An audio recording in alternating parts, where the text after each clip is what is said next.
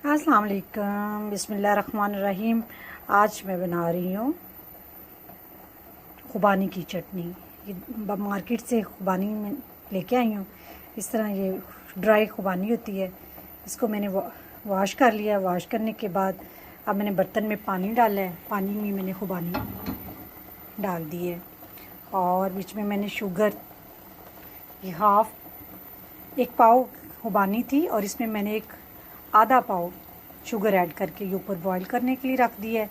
10 से 15 मिनट इंशाल्लाह बॉईल करूँगी और फिर बॉईल करने के बाद इसको जब ये गल जाएगी खुबानी तो फिर इसको ग्राइंड कर लूँगी। ग्राइंड करने के बाद ये चटनी आप लोग एक हफ़्ते तक इस्तेमाल कर सकते हैं। पकौड़ों के साथ, समोसों के साथ, दही बल्लों में ये ऐड करें, बहुत मज़े के दही बल्ले आपके बनेंगे।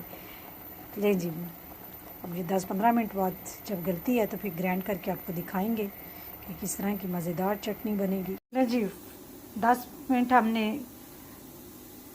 खुबानियों को सॉफ्ट कर लिया था, वो गल चुकी थी। उसे ग्राइंडर में डाल के हमने एक चक्कर से दिलाया, ग्राइंड होके ये देखिए कितनी खूबसूरत सी चटनी का कलर बन गया है।